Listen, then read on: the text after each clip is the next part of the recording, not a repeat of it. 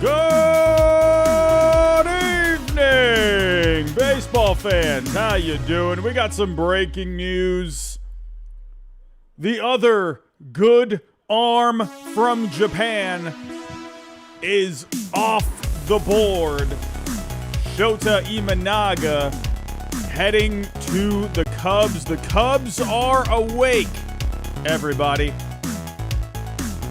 Wasn't sure what the Cubs were doing, but they decided to pull the trigger on something, and they have landed Shota Imanaga. How you doing, everyone? Good evening, good evening, good evening. Oh, man.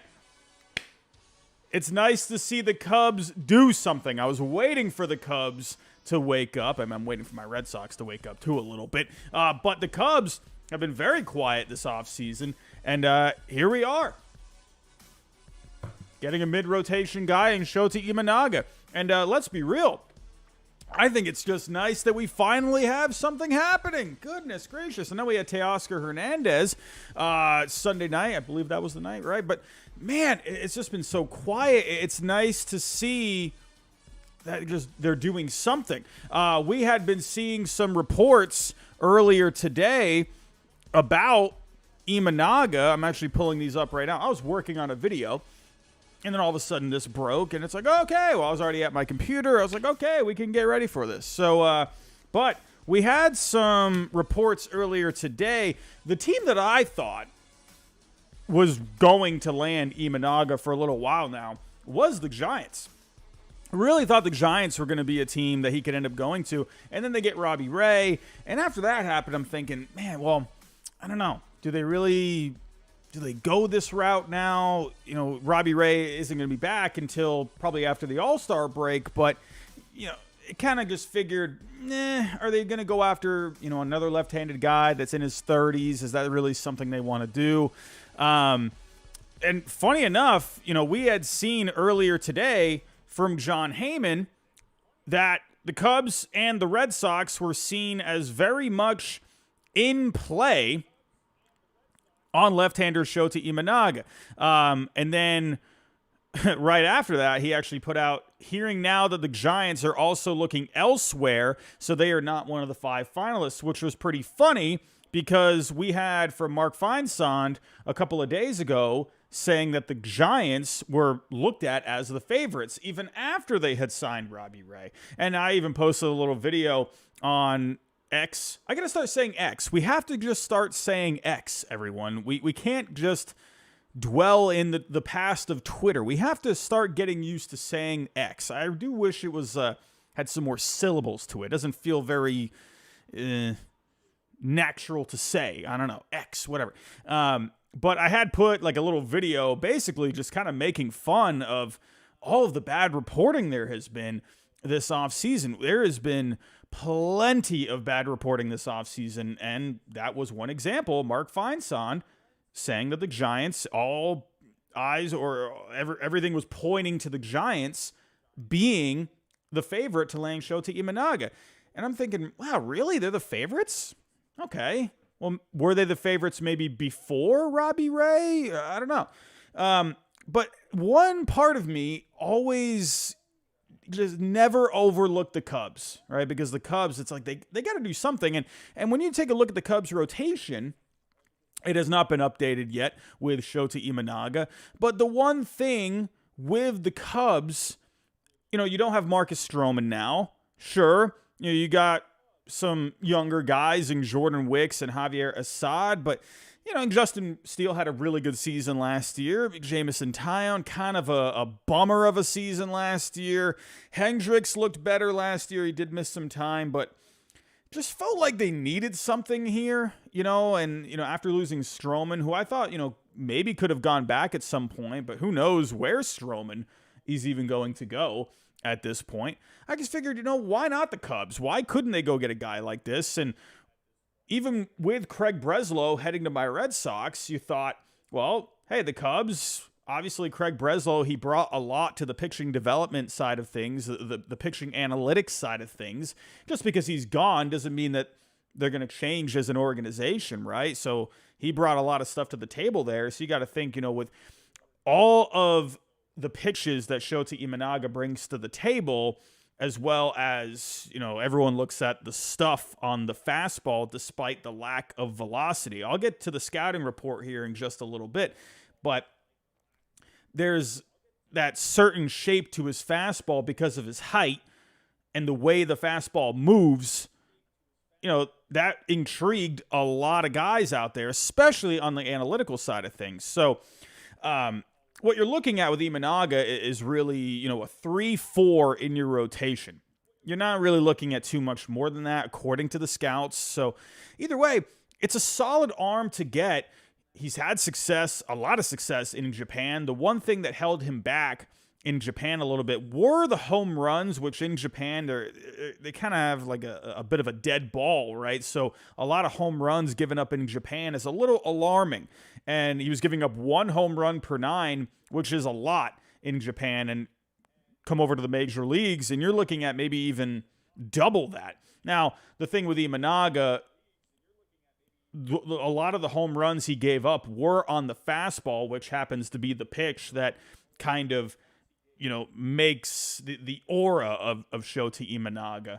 And so a lot of people think, well, maybe it's just where he's locating that fastball is where he's giving up the home runs, because he was kind of pitching lower in the zone, right? The thing with the fastball is it has vertical movement, right? So if he's pitching down in the zone, it's kind of coming up, and right, so you can kind of get some more loft on it as you're hitting tank shots, right? So a lot of people think, maybe just where he was locating that pitch was affecting him. Maybe using it in certain counts was affecting him.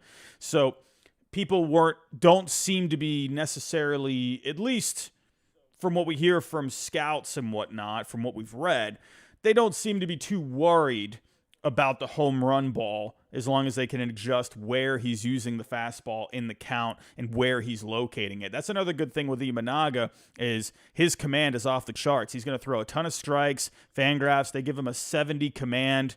Hey, when you got a 70 command, that's a guy who's throwing strikes at will. He can pinpoint a pitch wherever he wants. So I would imagine if they can just work on where he's throwing that pitch, as well as his other pitches, then you could end up getting a pretty successful pitcher in the middle of your rotation. As you can see here with the fastball, you're not getting a lot of velocity with Imanaga. He's not going to overpower you. He's not going to be Yamamoto, but he's a guy that's going to throw low 90s. Maybe at some points he can touch mid 90s, but he's going to sit around that 91, 92, 93 range when it comes to the fastball. But he's got a slider as well. He's actually got quite a bevy of pitches, right? Another thing, Saris, this is a guy who's very big on the Stuff Plus. When it came to the World Baseball Classic, he did lead in Stuff Plus. You had to have a minimum of 28 pitches, so it's not the biggest sample size. But, it is something that he was ahead of Yamamoto there.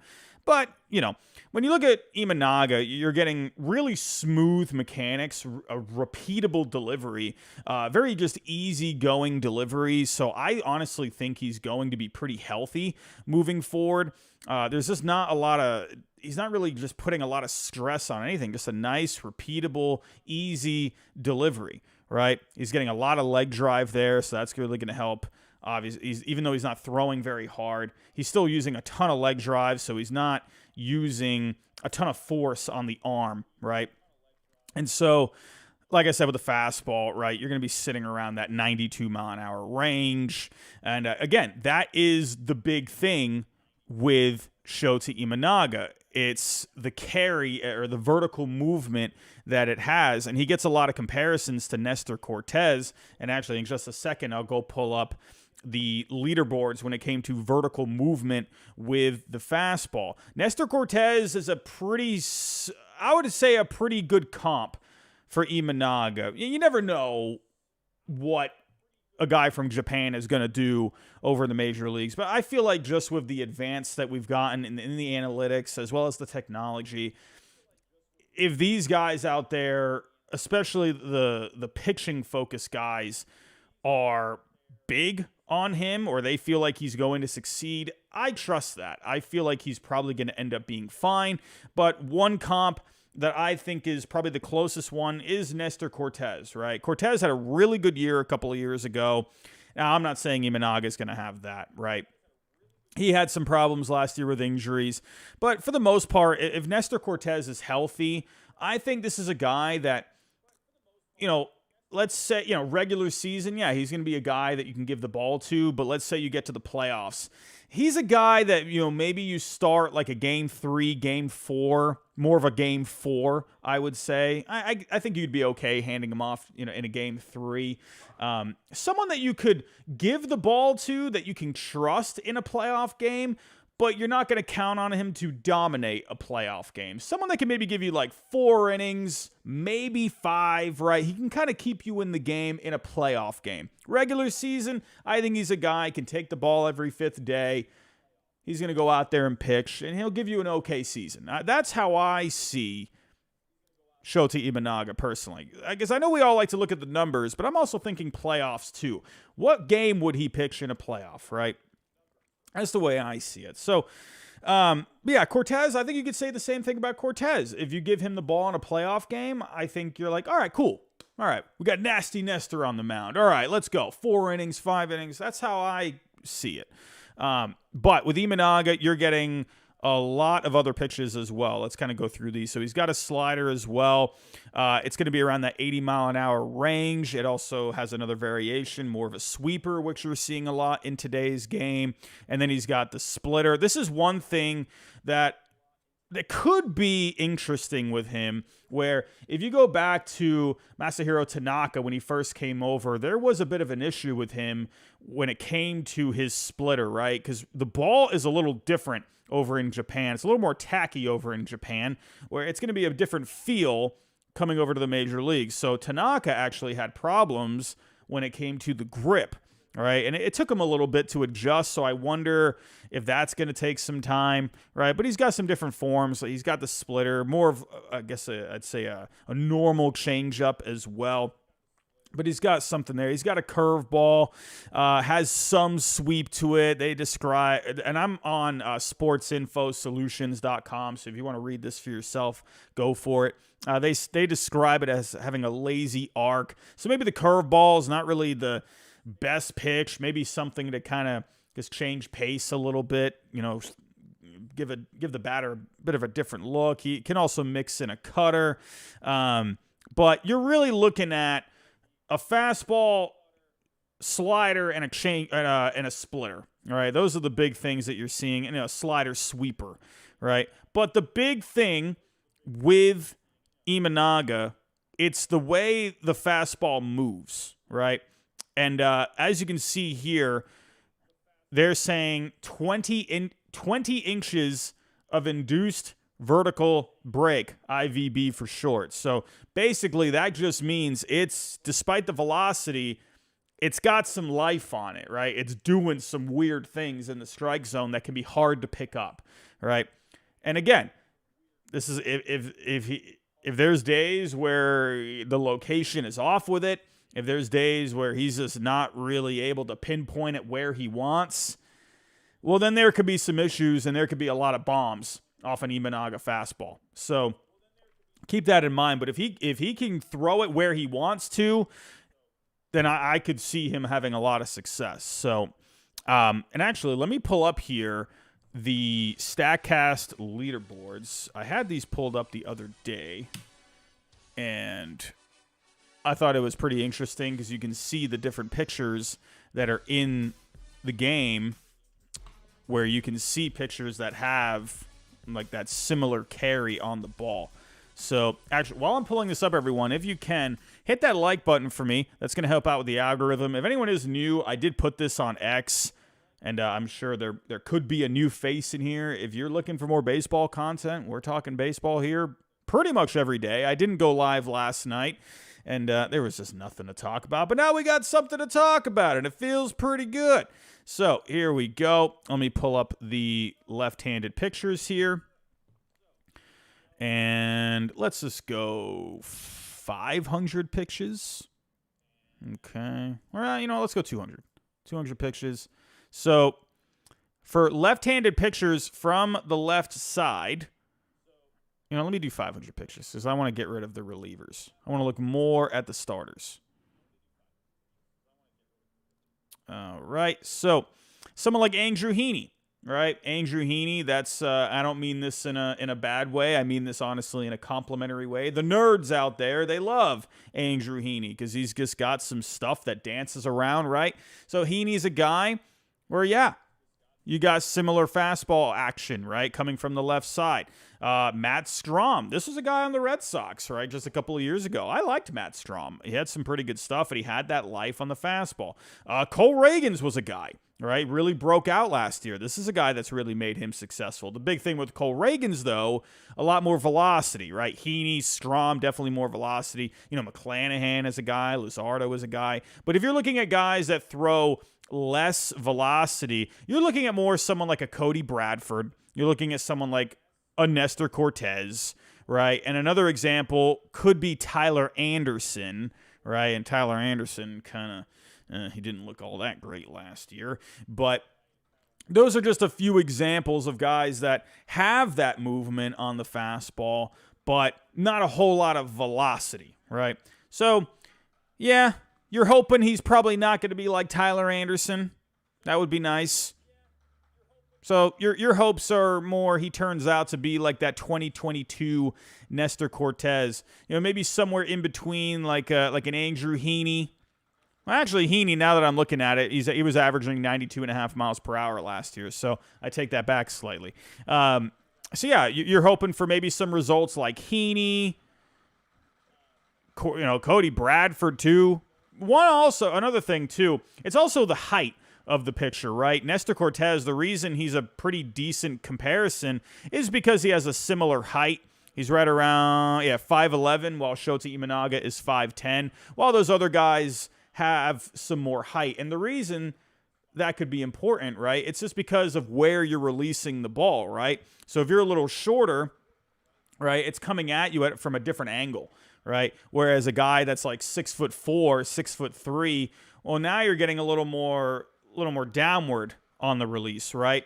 Whereas if you're a little shorter, it's maybe coming up a little bit more, right? So it's all about, when it comes to a fastball that has a whole ton of movement like this, really where you're releasing the ball can make a huge difference as well. So, hey, for the Chicago Cubs, let's actually refresh this. Did Fangraphs update the Cubs rotation?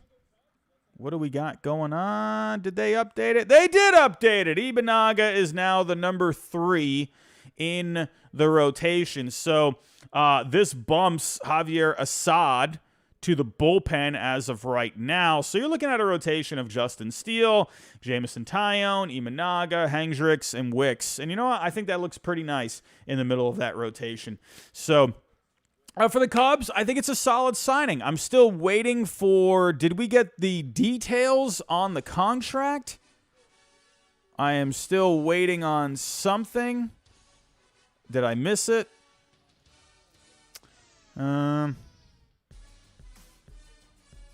So they're still finalizing, and there's also going to be the physical tomorrow. So, okay, we have no official numbers as of right now. I'm very interested in that, being a Red Sox fan at all, since the Red Sox obviously do not have Shota Imanaga. I would like to know what that winning bid was, and I can't wait for Red Sox Twitter land, or X land, whatever. I like saying Twitter land. I can't wait for all of them out there to just absolutely melt, right? Watch. You're going to see, I'll tell you this right now, as a Red Sox fan, if this offer ended up getting to like $120 million, I'm okay. I'm okay with that. I don't need to be paying... a 30-year-old starter from Japan that's projected to be a 3-4 in the rotation, over $20 million per year. Sorry, that's just not my cup of tea personally. If it was in like $18 to $20 million max, I'd be okay with that, but it's still a little uncomfortable because you just don't know what he's going to be. And if he's taking up, a pretty decent chunk of your payroll like that, I don't know.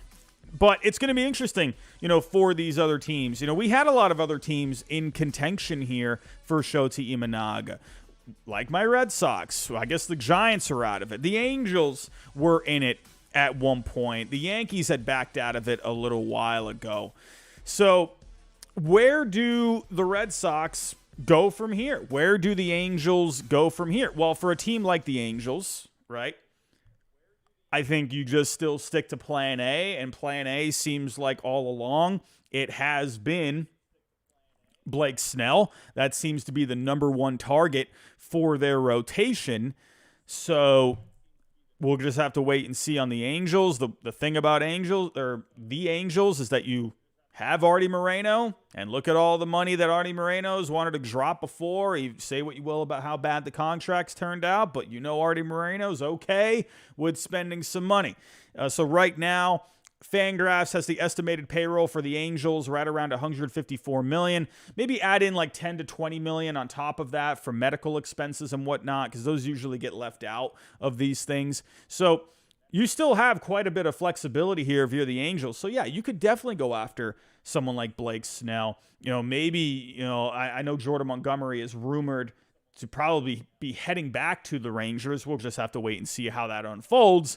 But you got to think with the Angels now, just stick with plan A and go for Blake Snell, right? And see where that takes you. Now, for the Red Sox. Is Red Sox Twitterland melting down as we speak? I guarantee they probably are.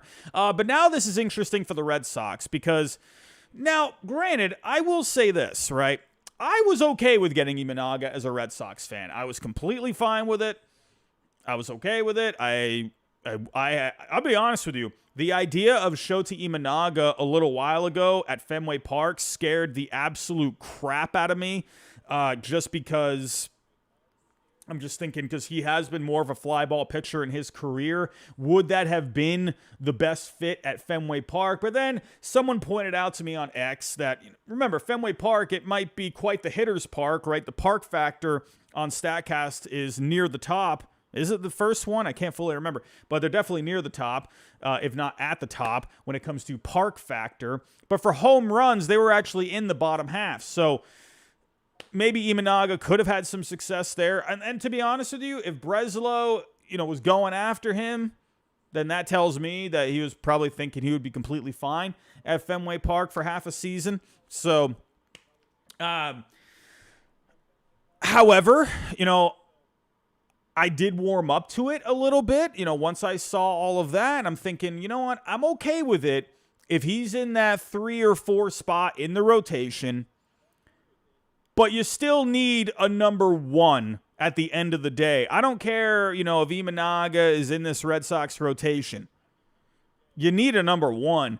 Now, this is not the end of the world, right? Because the Red Sox, as of right now, Cutter Crawford, he showed what he can do in the rotation last year. Cutter Crawford was another guy it took me a little while to warm up on. I saw Cutter Crawford's debut in person at Fenway Park against, was it the Guardians at the time? Or was it the Indians? I think it was the Indians at the time. I actually can't remember if it was the Indians or the Guardians. I don't remember. But Nick Pivetta was supposed to start that day, and then he got put on the COVID list. And then they had to do an emergency call-up with Cutter Crawford. So I got to see Cutter Crawford's debut in person, and he got absolutely shellacked. And I think that just stuck with me for a while. And I was just thinking, oh, man, I don't know about this Cutter Crawford guy, man. I don't know. But then he really started showing some stuff last year. Pretty good advanced numbers as well. So you still have Cutter Crawford as an option for this rotation. Tanner Houck, is he going to be more of like that utility guy in the bullpen, more of that long relief guy that comes in for multiple innings or maybe even sets up some games, a guy that can do different roles in the bullpen. So you have options here, right? And that's even without a number one. However, without the number one, this rotation stinks. I'm sorry. Lucas Giolito of Fangraphs projecting him as the number one guy, get the heck out of here. If Lucas Giolito is my ace in 2024, I'm going to jump off a cliff. Not really, but you know what I mean. No, Brian Bayo would be the opening day guy, but I'm sorry, this rotation is crap. It's crap.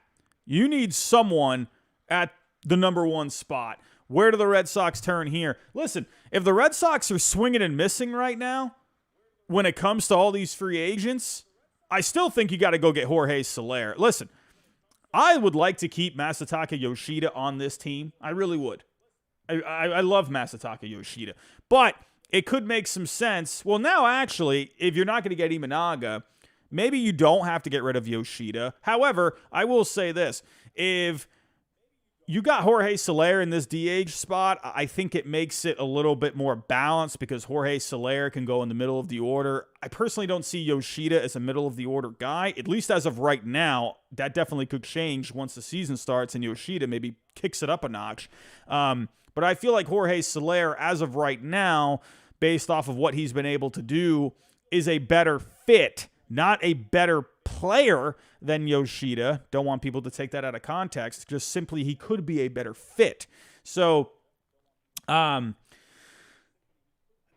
something. But for the pitching, though, the Red Sox, it seems. I mean, you still have Snell. Could this maybe mean? Now, I don't know, man. If the Red Sox weren't able to land Imanaga, I mean, what does this mean, for some of these other guys like Snell? Do they maybe turn, to go get Blake Snell and maybe Jesus Luzardo? At this point, I don't know, man. The Red Sox, in their history, they have never really been a team that likes to hand out the big contracts. I see a lot of Red Sox fans out there saying, this team doesn't want to spend, ownership doesn't want to spend. Listen, if you go back historically, they don't ever really give out big contracts. Yes, they have, right? But if you go back to the last 20 years, right?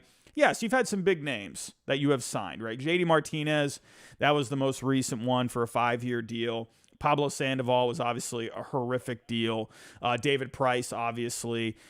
But when you look at a lot of these big signings that they've made in the past, they just haven't really worked out all that much, at least in terms of the return on investment for the whole contract, right? Like David Price, he came in, helped to win a World Series, right? But the return on investment for the entire contract was pretty underwhelming, right? I would say JD Martinez was probably one of the best return on investments for a free agent the Red Sox have had. You need to go back further, like Dice K was underwhelming overall, did help you win a World Series though. Same with JD Drew, helped you win a World Series. But the Red Sox historically just haven't really given out too many big contracts in the past. So where the Red Sox have really brought in impactful players are through trades, right? You go to Pedro Martinez, obviously. That's like the number one example. You go to Josh Beckett, right? Those are big examples. Chris Sale, obviously. Actually, you can make the argument Chris Sale himself said he considered his tenure with the Red Sox a failure. So, but, at the end of the day, Chris Sale still did help you win a World Series, and he had quite a good couple of seasons there.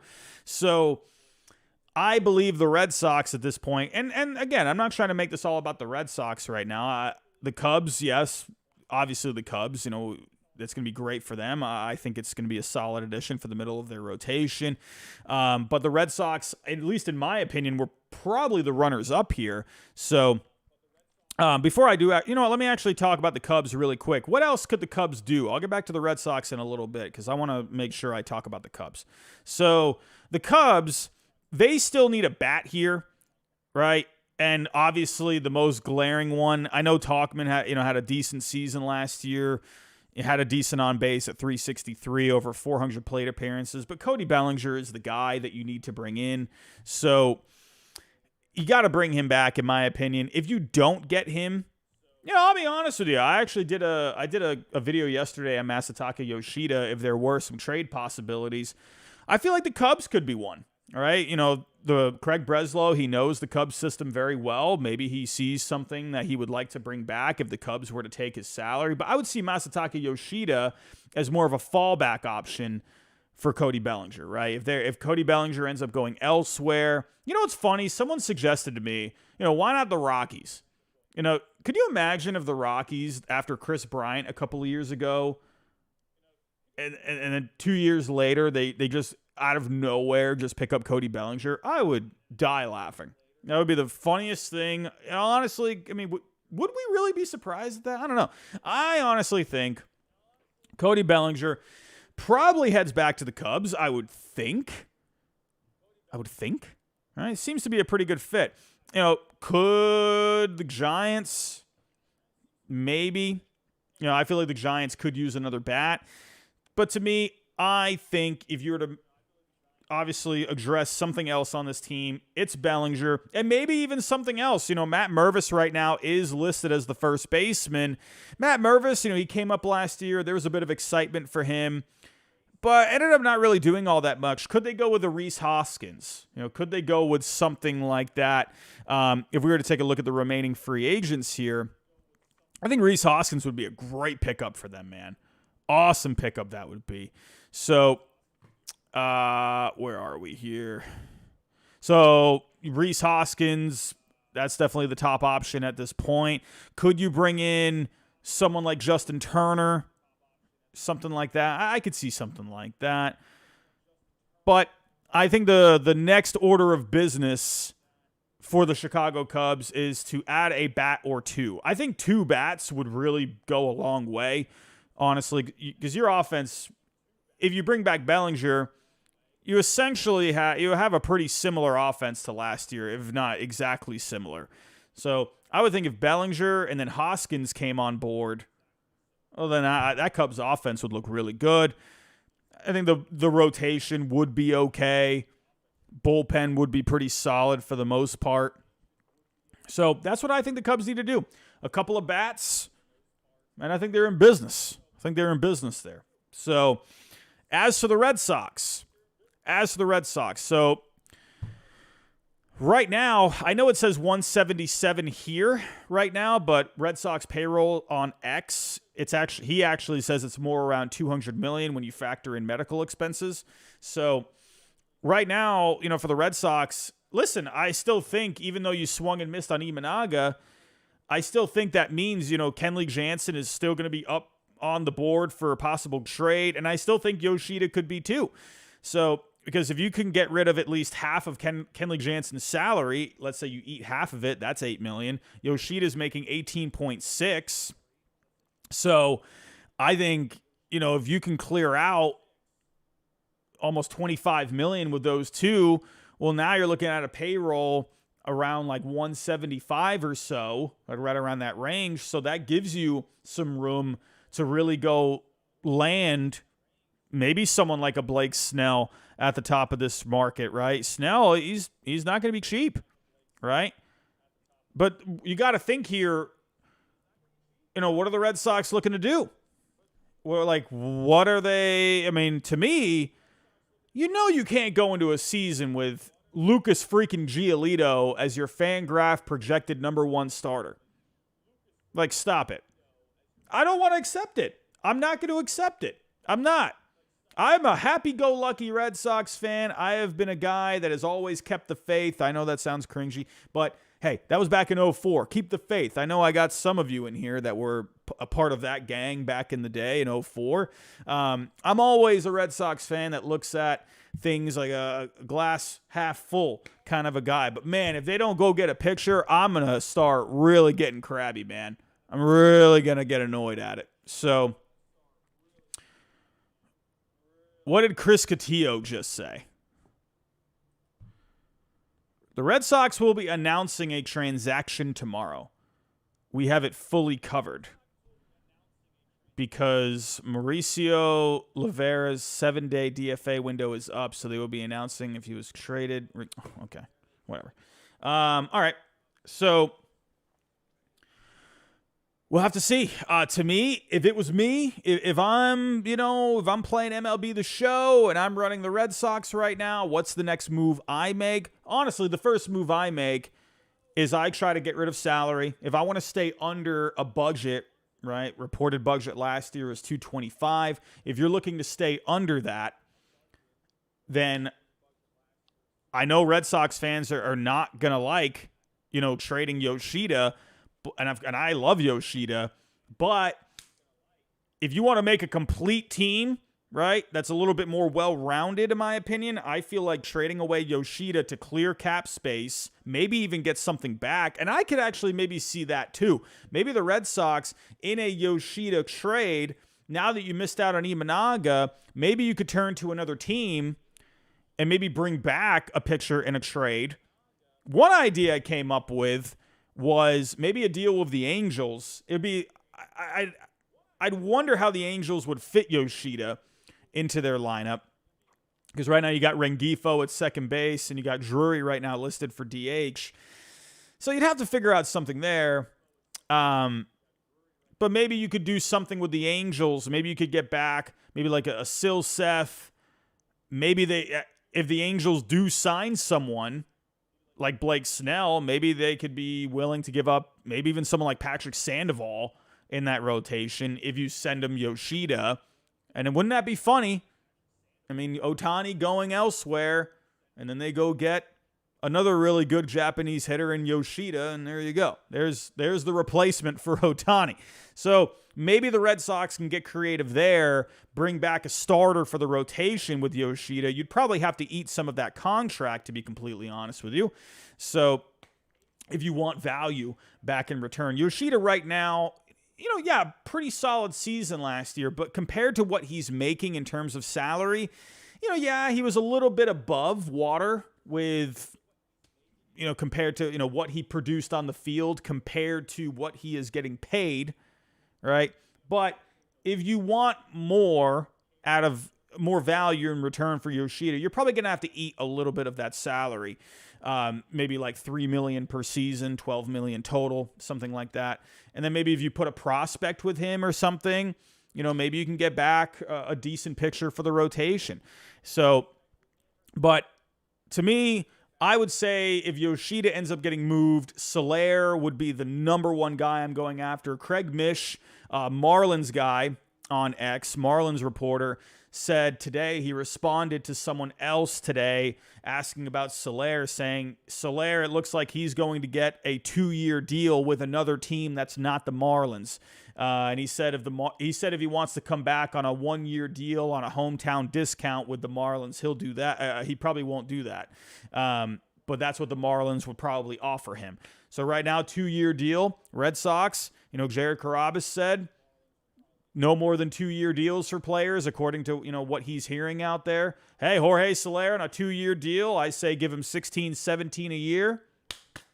There you go. There's your power right-handed bat for the middle of the order. You can trade Yoshida to help out the payroll. Get back maybe some pitching in return. And there you go. You can add a pitcher that way. And now, since you got a pitcher, right, now you need one more pitcher. You've already got your bat. Maybe you can go after someone like Montgomery, Blake Snell. But will they want to give the long-term deal to one of these guys? I don't know about that. So it's going to be, I don't know, man. I don't know. We're going to have to wait and see. But the Red Sox, it's going to be interesting because this was a target. So, but let's see what you guys are all saying here in the chat. I do want to thank you all for stopping by tonight. If you can, hit that like button for me. The goal is 200. We're at 161 as of right now. We haven't really had much else in terms of news for today. It's been a little quiet. And, other than Imanaga, we haven't really had all that much. We had a little something with the Chicago White Sox. Chris Getz, he came out and said today that basically, he's looking to, he did acknowledge that Dylan Cease, he has been getting some interest out there, but he said he's not going to accept a deal unless the deal makes the club better. That's pretty much Chris Getz saying, like, hey, we want you to offer more. But the Braves, they were offering a really good package at one point. They were offering A.J. Shawver, Bryce Elder, and Vaughn Grissom. And, I don't know, man. I think that deal makes your team pretty good. What do I know? I'm not an expert. I'm just a doofus that sits at my desk. But to me, if I got a couple of young pitchers like that and, a second baseman with pop that needed a chance to play, I don't know, man. That just sounds a little dumb, if you ask me, that you didn't accept that. So we got a super chat coming in from Sky Flavel, $5 super chat. Padres would be interested in Yoshida if the Red Sox are willing to eat some of the contract. Any Padres prospects the Sox would be interested in. I came up with a Padres idea yesterday. I mean, yeah, I think the Padres could definitely have a bat like him. The one big story with the Padres this offseason is, they're trying to lower that payroll. And if you look at the moves they've been making, what in the world is going on outside? What the heck is that? Is that a fire truck? Is my building on fire? What is that? I don't know what's going on right now. It looks like there's a fire truck right outside. I don't smell smoke. Is that a garbage truck? I don't know what's going on, everyone. Are they picking up some trash like the Red Sox offseason so far? I don't know. But the Padres, they've been making a couple of cheaper signings, right? International signings like Yuki Matsui, Woo Suk Go. Couple respectable moves, but they're not going crazy. But if you look at their payroll, right, according to the reports, they wanted to keep it around maybe like $200 million or so, or keep it under. So right now, 156. Again, I always add a little bit more on top of this just because of other expenses that you might not be aware of. So maybe they're around like 170, 175 right now. But if you add Yoshida, if the Red Sox ate a little bit of the contract, let's say they're going to maybe eat $3 million per year, $3.5 million per year. And then, yeah, like I could maybe see the Padres being interested, and that would give them a bat. It's not Juan Soto by any means, but it would give them a bat. He would have to play left field first. That is something to, keep in mind because Manny Machado is going to be the DH. So, but eventually Machado will go back to playing third, and then Yoshida can just go slide back into the DH spot. So if I put together a trade here with the Padres and the Red Sox. So Yoshida, and this is what I was talking about, everyone, right? Yoshida's contract, his value as a whole, not the value as the player, right? I think a lot of people misinterpret this. His median surplus value right now is around $3 million, right? Now, if he was getting paid less, let's say instead of $18 million, he was getting paid $5 million, well, then his value would be around $16 million. You see the difference right there? Right? So because he's getting paid a lot, that means the value is less, right? But let's say the Red Sox end up paying like, 12, maybe up at 14. All right. So if you're able to pay, a good amount per year, maybe like 3.5 per year, you're looking at a total value, total median value around $17 million. And, but the problem is like, what do the Padres really have? Right now, I would say, if anything, the Padres could send back prospects. Like, one guy that could close the gap is like Dylan Head. But he's not really someone that's going to help you right now. Maybe like Pedro Avila. That could be a guy that the Red Sox could have simply for depth. I suggested Tom Cosgrove, maybe like a bullpen arm, So maybe you could do but then Padres fans are getting on to me saying, nope, absolutely not. Tom Cosgrove is off limits. So I don't know.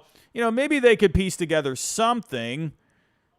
But yeah, I see the fit with the Padres. I think that could be pretty good. Gives them basically a replacement bat for Juan Soto. It's not Juan Soto by any means, but you get a decent bat there. So super chat coming in.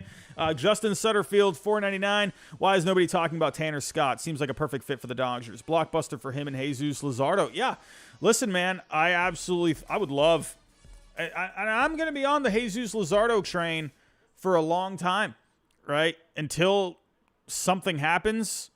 I think Jesus Luzardo is a great fit for the Red Sox. I'm not trying to be Giraffe Neck Robbie right now, but that's just the way it is. And if the Red Sox were to ship out Kenley Jansen, right, to save on some payroll, they can bring in a much cheaper arm in Tanner Scott. Maybe you could package those two together. Or if you're looking at Jesus Luzardo's a big amount of value there. And then Tanner Scott, he's got a decent amount of value, maybe around like $9 million or so. The thing with Tanner Scott is he has only 1 year left, I believe, right? But he's cheap, $5.8 million. Absolutely, the Red Sox would much rather have him instead of Kenley Jansen. You're paying Kenley Jansen almost $10 million more than $10 million than Tanner Scott. And Tanner Scott had like double the production of Kenley Jansen last year. So that's what I mean. This is what teams look for. They look for high-value players, right? You don't pay them all that much, but they give you a lot on the field. So taking a look at, maybe a possible deal. Listen, I'll tell you right now, everyone, if the Red Sox were to deal one of their top prospects, I'm going Roman Anthony. I don't care. Hate me if you want, right? But Marcelo Meyer, I don't want to get rid of him because first off, he's your number 4 pick. It's not every day the Red Sox are going to get the number 4 pick in the draft. So to me, I want to keep Marcelo Meyer also just because he's a shortstop, and that's a very high-value position where Roman Anthony is projected to be more of a right fielder, which, yeah, that still has value, but not as much as a shortstop. All right, so Marcelo Meyer, I want to hang on to him because he plays a higher value position. And then someone like Kyle Teal, it's not every day you come across, a good catcher. So I want to keep I want to keep the good catcher in my system as well. So to me, the guy that I'd be getting rid of, if I had to, I'd rather keep him. But if I had to, I would deal Roman Anthony. Obviously, he set the world on fire last year. So who knows, man? Ends up having a really good year. Maybe those numbers come down a little bit next year. I don't know. To me, I feel like this is a time where he could end up being a really special player. But maybe just because of the year that he had, he caught a lot of people's attention. He's number 35 overall in pipeline right now. Maybe this could be a chance to, perhaps sell high on him because you don't know what's going to happen, right? How many times have we seen prospects, and I'm not trying to undercut Roman Anthony here, but how many times have we seen a prospect have like a great year and then the next year it's like, oh, what the heck just happened to this guy, right? Just saying. So anyway, but Roman Anthony, besides that, I'd rather keep Kyle Teal and Marcelo Meyer. That's just me. And Roman Anthony would be the guy. And hey, I think that'd be a nice fit with the Marlins. He's a Florida kid. Go back to Florida. He was born in West Palm. I'm just saying. But the Red Sox, if you did start a package with Roman Anthony, if not Roman Anthony, maybe you could do Jarren Duran. But if they could somehow get back Tanner Scott, maybe you could throw in a couple more pieces here. Ceddanne Rafaela, the Marlins have liked him in the past. That could be a guy. And then, yeah, the Red Sox, if you throw in a couple more pieces here, you could definitely get something done. I don't know. We'll throw in Nick York. He's blocked in the system now. So maybe you could do Roman Anthony, Ceddanne Rafaela, Nick York, whatever. Throw in another piece.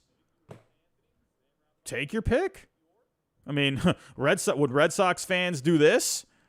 Roman Anthony, Rafaela, York, and Blaze? Probably not. That'd probably make some people upset out there. But I think it's something to think about if you're getting a number 1 in your rotation and a closer. Just saying. But he would only be for 1 year. That is something to keep in mind. So I don't know.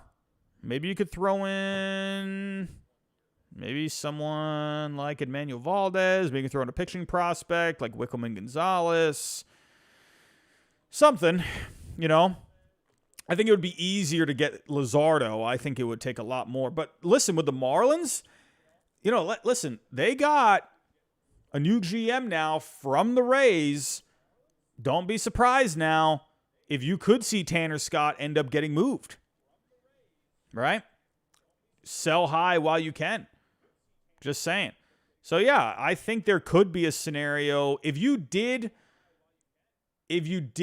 trade for both of them, I would think one of the top 3 would have to be involved. Right? But there's a lot of other teams for Jesus Luzardo. There's the Yankees. that could definitely go after him. The Orioles could definitely go after him. The Marlins, if you take a look at the Marlins farm system as a whole, they don't have a lot of bats in that system. They got a lot of pitchers in that system, a lot of young pitching there, but not a lot of bats. The Orioles have a lot of bats. The one question with the Orioles is they've been prospect hugging for a long time now. Are they going to trade any of these prospects? Like, until they do it, I don't know what to say. All right. The Red Sox seems, Craig Breslow, he's come out and said, like, yeah, if we need to maybe trade some position player prospects from our system, that might be something we have to do. All right. But the Orioles, I don't know. They haven't really given any sort of intention that they're willing to part with any of their young players. But they do have the pieces to get a deal done. Maybe the Rangers could get a deal done, right? Could you imagine? Man, how funny would this be, right? How funny would this be? Because I want to actually pull up these numbers here. What if the Rangers did a deal? What if the Rangers did a deal? How hilarious would it be that if the Rangers traded Jack Leiter to the Marlins in a package, go pitch where his dad won a World Series in 1997, was an All-Star in 96, even played in 2005. I forgot about that one. But could you imagine Jack Leiter ends up going to the Marlins in a trade? All right, Jesus Luzardo, send back a couple of pieces, put Jack Leiter in that deal. That'd be pretty cool, in my opinion. That'd be neat. So, I don't know. We'll have to wait and see. But definitely be on the lookout now, especially with the Red Sox, when it comes to what their next move could be. And another thing, too, is another name is off the board. So if we were to go take a look at some pictures, right, Imanaga's now off. So what does this mean for guys like Stroman, Paxton, Ryu, Trevor Bauer? Listen, I'll say this right now, everyone. Listen, if teams feel like, you can feel whatever you feel about Trevor Bauer. I'm not here to change opinions. I'm staying on the neutral playing field when it comes to Trevor Bauer. However, if a team like the Orioles out there thinks that Trevor Bauer has grown up, right, from everything that has happened with him, right? And I know some people in the chat, they're going to be like, oh, yeah, Trevor Bauer, innocent. And there's going to be the people that say, oh, no, Trevor Bauer, guilty. We can all agree that Trevor Bauer was not responsible. We can all agree about that, right? When it came to how his interactions off the field, right? We can all agree on that. If the Orioles think, hey, Trevor Bauer, it seems like this guy, he's come a long way. We want to sign this guy. Trevor Bauer, man, if you can add him to your rotation, he's going to be cheap, probably. He's probably going to have to take a cheaper deal. Maybe like a $10 million deal, $15 million. I could see a team like the Orioles doing that. Just saying. So maybe the Orioles go that route instead of giving up prospects, But it's going to be interesting. So Mike Clevinger, what's going to happen with him? You got some other guys down here on the board, like Michael Lorenzen. He's probably going to go later on, I would think.